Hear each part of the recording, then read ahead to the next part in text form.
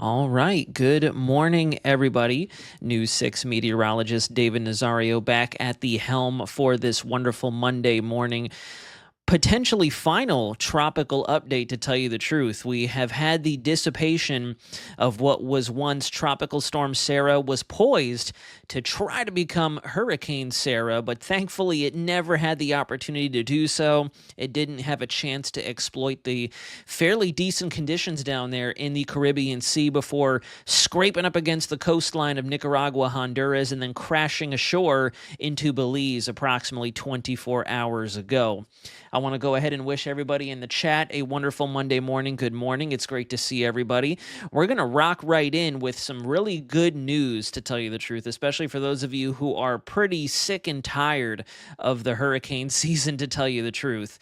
So this is a look at the broad scale perspective. This is our tropical water vapor satellite shot, and you can see right over top the southeast and Florida peninsula, we have all that abundant dry air. That's exactly why we have clear skies out there, especially for those of you who live in the Central Florida viewing area.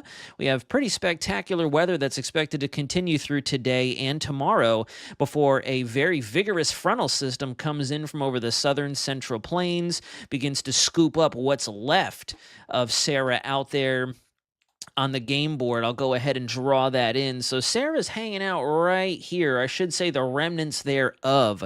National Hurricane Center, per the 4 o'clock advisory, has officially murked the system. It is no longer with us.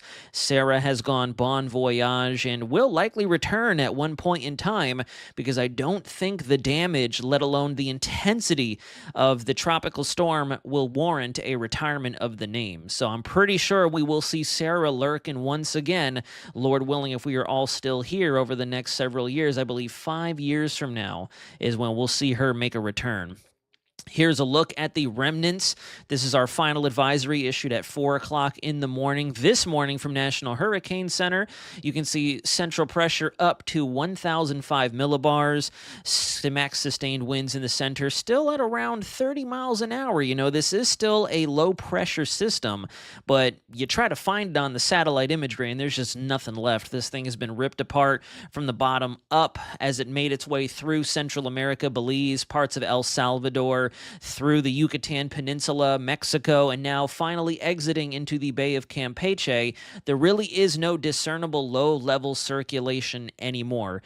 Sara is pretty much done, and as that frontal system comes down off of the United States, especially into the Gulf of Mexico, it's really going to activate a lot of that mid to high-end shear in the atmosphere, and that's going to prevent anything from trying to remanifest itself or rebuild itself, like some of us have been speculating out there. I've seen a lot of posts on social media that there are still some folks giving this a vote of confidence that this might become a tropical storm again, let alone a hurricane. And I'm here to tell y'all that's definitely not going to happen. This thing's going to be so wrapped up and absorbed by the upcoming front and trough, wind shear, cold temps, there's going to be nothing left. We might get a little bit of a stirring of the pot effect, to where we could see a flare-up of thunderstorms along the leading edge of that cold air mass.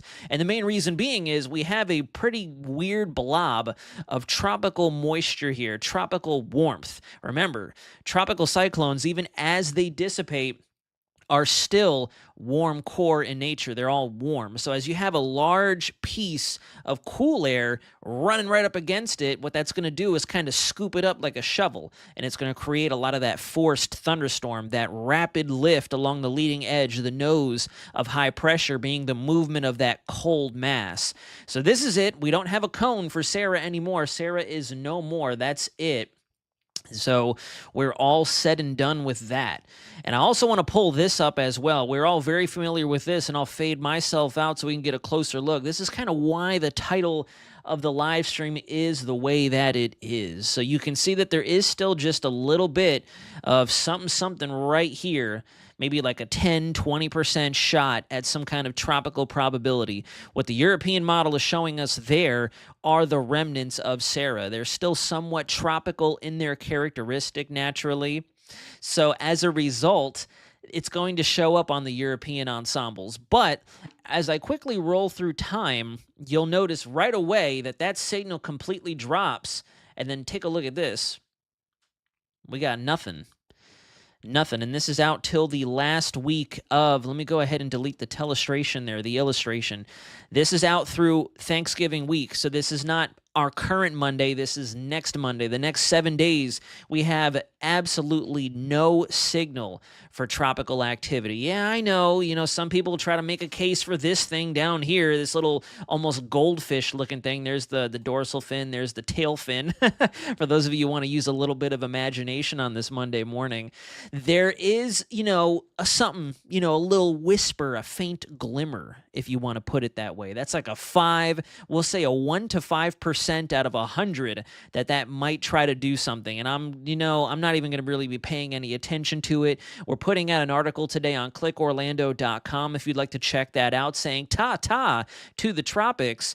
It really doesn't have a fighting chance down there. The conditions are only going to continue to get more and more hostile. The MJO is finally moving on. It's still kind of in place. There's still a lot of moisture and a lot of thunderstorm coverage out there, but it's nothing in the realm of, hey, we have an actual tropical disturbance like we saw with Raphael, like we saw just now with Sara, that could wander into a small area of favorable environment and then try to exploit those characteristics. That's not going to be the case here. You can see if I go all the way to the end of the loop, there's a small little blip of perhaps 10%. Let me see. Let's take a look.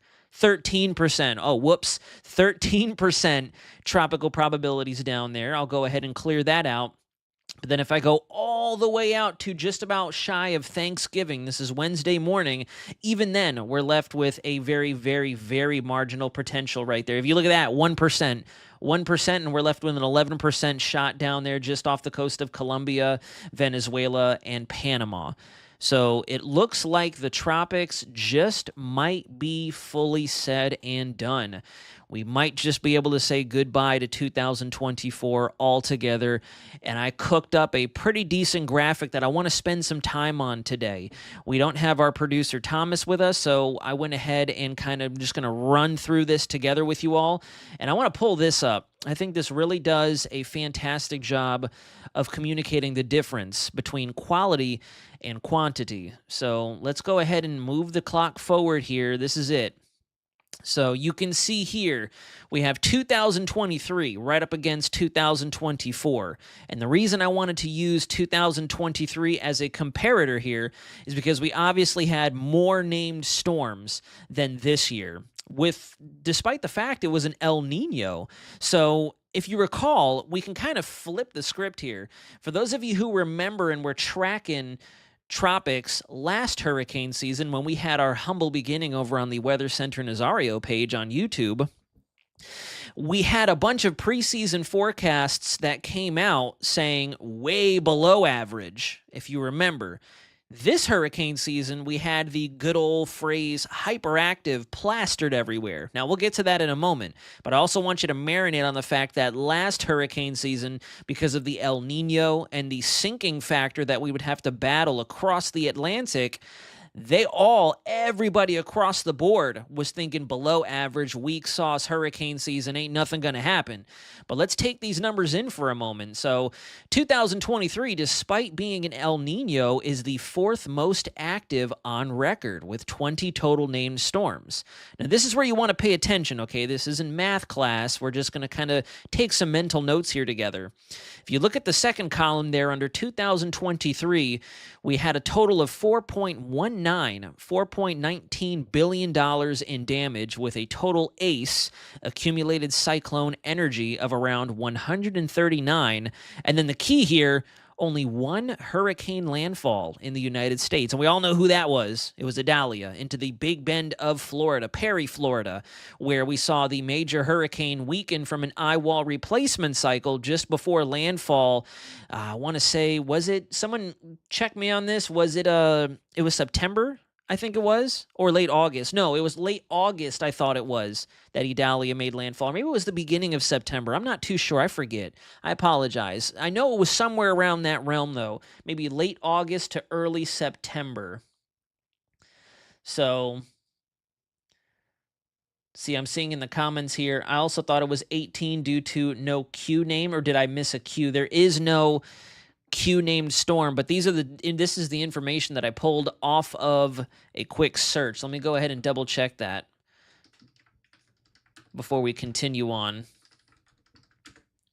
Let's see. I'm just going to look at the named storm list instead, as opposed to just getting a AI generated answer. So we had 1, 2, 3, 4, 5, 6, 7, 8, 9, 10, 11, 12, 13, 14, 15, 16, 17, 18. So there were 18 named storms, although I did think that there was something that they missed before the season had started. But I'm not going to count that. So yes, go ahead and disregard that 19 named storms. It would only be 18 named storms, which further, I'm going to go ahead and give it the jab, because I don't know if y'all saw the Mike Tyson-Jake Paul fight, but that's a whole other story in itself. But 18, which further hammers home the fact that quality over quantity, sometimes less is more, as they say. So regardless, that's neither here nor there. We had one hurricane landfall in 2023, and to tie it all into a fairly kind of grim bundle, if you will, 20 fatalities from start to finish.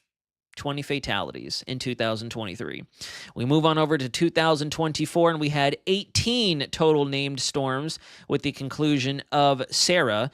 And on top of that, we were also the latest to get started since 2014. In 2014, I believe the record was held for the latest named storm ignition in most recent years. Obviously, I'm sure we've had other hurricane seasons in the past where we had an A-named storm way down the bucket or way down the pipe, but in this case, the most recent record that we go toe-to-toe with is 2014, and if you all recall, it was well into the month of June, despite the preseason hype, that we finally had Slop City, Alberta form off of a gyre near Central America and then crash ashore in Mexico, our first of many landfalls. But let's go even further than that. $190 billion in damage, with an ACE finishing up as we stand right now of 161, which does in fact make this a hyperactive hurricane season. So for those of you who may watch other YouTube channels out there, get your information from other sources, albeit unofficial sources, who really jacked up the term hyperactive, coming in saying, hey, it's over. It's a bust. We're done. It's cooked. No, we did it. We hit the hyperactive hurricane season mark, and I'm sure Dr. Phil Klotzbach is at CSU right now, despite all the different turns of events that we had this hurricane season, doing the classic, yo, Adrian, I did it, because a lot of folks were definitely giving him a lot of shade and a lot of hate during August, September, and the early portions or I should say the late portions of July after Beryl came barreling through, no pun intended. And this is where it gets kind of sad, because I'm sure that there's still, I know down in Central America right now, they are still underway with the water rescues and the rescue attempts and recovery efforts now that Sara has fully dissolved and is no longer an issue, sitting over Honduras and Belize and the Yucatan Peninsula. But we've had 391 fatalities so far, because again, I'm sure that there are still, sad to say, recovery efforts going on, and there are a lot of folks down there who are flooded from the torrential rainfalls that Sara dumped during her time just sitting and spinning off the coast there. So just kind of a bit of inventory for everybody out there. We had a lot of weird stuff happen this hurricane season, but if there's anything to take away from this hurricane season, and I mean this wholeheartedly, and I don't say it just to sound cliche or anything like that, but I'm talking, records aside, statistics aside, damage, loss of life, property, whatever you want to put on the table, everything aside, I think the key takeaway here is it ain't over until it's over. Got to keep your head on a swivel and maintain your situational awareness despite everything being so bizarre out there across the Atlantic. But now, with that being said, let's go ahead and shift gears here for a little bit. We're going to kind of step away from tropics, and we're going to talk about what's coming down the road. So you can see that we do have that tropical moisture down there still associated with the remnants of Sara. It's going to get picked up by that frontal system that's coming across the south there. Large anticyclone that's still fueling that business. Now, see, we do still have certain pieces of the puzzle to try to maybe get a tropical cyclone going, but one of many pieces does not mean we're going to realize the full recipe to the cake being a tropical system. I hope that makes sense to everybody. So, and you can also see an abundance of dry, modified air out there across Florida, across the Caribbean, the Bahamas, the Southeast, and we have even more dry air coming up just behind that cold front that you can see here anyways, getting ready to rock through the Houston, Beaumont, and Dallas, Texas areas on the satellite image. This is a look at the live radar right now. I'll go ahead and zoom myself out of the picture again so you guys can get a better look. We have a lot of severe thunderstorm warnings in effect for folks in Oklahoma and parts of Texas along the nose of that frontal system and that cool pool that's working its way down out of the four corners of the Rockies. This is expected to continue to move all the way through to our neck of the woods, making it as far east as the mid-Atlantic, the Florida Peninsula, and then maybe even pushing down as far south as the Caribbean. And if I can be totally honest, usually once we see that strong push of cold air, I remember it last year as a matter of fact as well, once we get that real big push, and this is going to be a big one, even down here in Florida, we're going to see our temps drop into the 40s, like the low 40s, some areas seeing even upper 30s to start the day as we go through the weekend coming up. Once we see that big plunge to where the winds are all the way down through the Tehuantepec River into the East Pacific, down into the Western Caribbean, that's kind of the sign, in my opinion, that the tropics are just about closed, because we haven't really had a big blustery frontal system like that come through just yet until now. You can see even out there as we're getting further and further into the day, we're getting closer to max heating of the afternoon. We're still sitting fairly comfortably here in the Sunshine State. We've got mid to upper 50s in the mid-Atlantic. Nashville sitting at 61. Little Rock and Dallas, you can see all that prefrontal warming there. They're in the warm sector of that frontal system, that occluded frontal system that's working its way through. Those temperatures are going to drop here very soon. And if I switch us over to the actual cloud and rain future radar here, you can see that front's going to pack a big punch. This is as we go into Tuesday. We're going to start to see our conditions start to warm as we go through time in Florida, the Panhandle, Georgia, the Carolinas, along the leading edge of that system. And then there's that trademark frontal signature.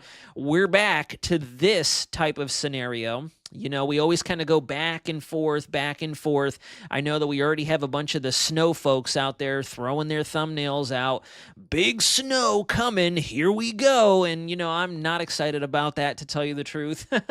But it is what it is. That's social media for you. And you can see as we go into Wednesday, that's when things are going to get fairly sporty here. For the rest of the southeast United States, that big old red L there is going to be what's left of Sara now entrained within that frontal system.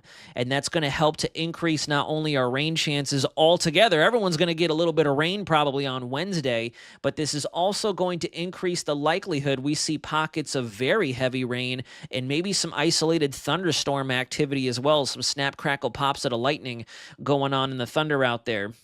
You can see it's also going to get fairly windy, too. Look at that rip and low-level jet right there. You can see it plain as day. These are our surface winds, and you can see them due out of the south right through Houston. New Orleans beginning to get in on the action of the winds. Little Rock also seeing it in Dallas, gusting upwards of tropical depression strength to give you a fairly, you know, I guess, what's the word I'm looking for? Representative example or ideal example, since this is still technically a tropical update. And then watch as we go through time here. You can see how these winds are just going to continue to increase. Look at that small little spin down there as well. I'm pointing, but I can go ahead and use my pen tool. Look at that little thing right there. Little broad L shape right there. That's going to be what's left of Sara, still technically making its landfall and its presence known here in Florida, albeit not as a major hurricane, which is excellent news. But we're still going to feel something from Sara as it slams through the peninsula of Florida, up in our rain chances, maybe producing some urban flooding, roadway ponding as well, thanks to the heavy bouts of rainfall that are going to come through. And yeah, so Sara's still on its way. We're going to see some pretty decent rainfall with it, and then our temps are definitely going to drop. And I mean drop. Like I said, we're going to be seeing all kinds of below freezing temps for many to the north of us, beyond or behind that front as that cool air really sweeps in. And then down here in Florida, we are in for a pretty incredible weekend in store, which I'm actually excited about. I was hit hard by some kind of a bug. I think my body just kind of shut down on me over the weekend. On Friday, I was out.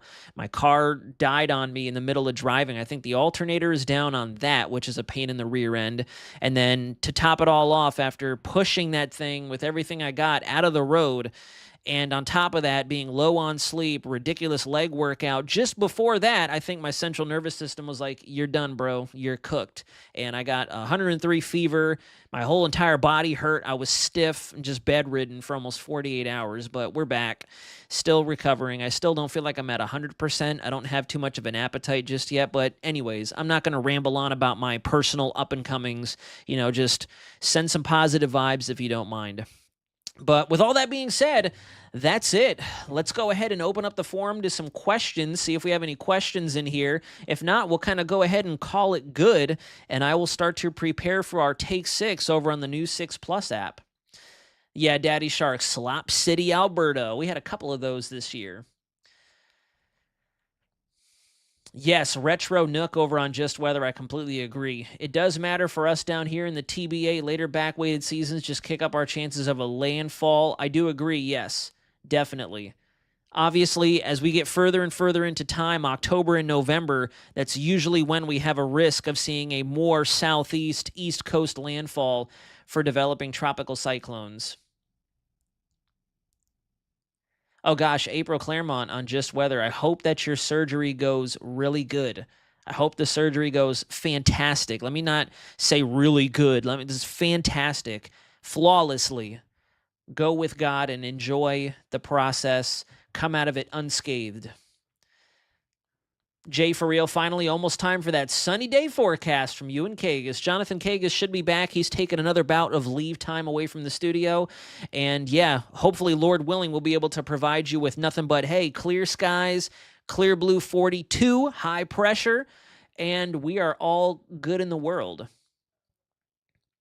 Key West is probably going to be dipping down in the 40s and surfacing, or I should say maxing out in the day in the maybe upper 60s, low 70s. Probably the low 70s because you're right up against the water, so we're probably not going to see as much of that cold air bleed over as into, like the interior portions of Florida, northern Florida. But generally, you're still going to notice it. This is going to be a pretty big whopper of a cold front, the biggest one so far this season, which is great. Great. And it looks like this will continue over to Thanksgiving as well for those of you rooting for a positive and pretty clear, calm, and collected Thanksgiving holiday. Yes, April, I agree with Daddy Shark completely. We are rooting for you. You got this. You're going to come out of it even stronger. Everything's going to be A-okay. But all right, it looks like we don't have very many questions, folks, so I will go ahead and wrap up the live stream. Thank you so much for being such a spectacular audience. We kind of did it off the cuff, off the rip today with no scheduled break. Tomorrow we'll likely be back to the break schedule so we can get over to our new 6 Plus viewers as well. But regardless, hope you enjoyed the stream. Hope you enjoyed all this good news, to tell you the truth, because, we had nothing doom and gloom to talk about today. Probably why we have such an intimate group in here today. Hopefully the hurricane season is over with. As we saw with Sara, things can change at the drop of a hat. And obviously, we're still going to keep an eye on the long-range charts to see if there is a semblance of some kind of reawakening from this slumber. But from where we stand right now, I would honestly wholeheartedly say, based on everything that I've looked at, from the big picture all the way down to the most localized of phenomena, I think it's over. I think we're done. I think Sara was it, and I think we can finally take inventory and send this thing off like a message in a bottle and start to look out for 2025. Not really start to look out, but you know what I mean. Just kind of, ponder on that. And I know Jonathan and I are not only going to be starting a podcast very soon, but we'll also be starting to slowly but surely do a hot wash of this hurricane season, as well as we're going to slowly, okay? It's going to be a little painful, going to get some hair on it, but we're not going to just rip the Band-Aid off right away. It's going to be a slow process. Starting to discuss what 2025 looks like, since our El Nino La Nina oscillation is going to be a little wonky, to tell you the truth. We're not going to stay in a La Nina. We might actually bounce back to a cool neutral, flat out neutral, just in time for next hurricane season, which, as we all know, could mean a thing or two. So we'll talk all about that at a later point in time. But folks, I hope you have a great rest of your Monday. I hope you had a much better weekend than I did. And thoughts and prayers over to April, as well as everybody else out there who may have had a bit of a difficult weekend prior to. We're all going to start this week on a high note and keep rocking with not only the crystal clear weather that will be on the horizon, but then hopefully the even better news is we get deeper and deeper into the holiday season, and we can put the 2024 Atlantic hurricane season as far to the back of our memories as possible. We'll see you again tomorrow, folks. This is the Digital Weather Center signing out.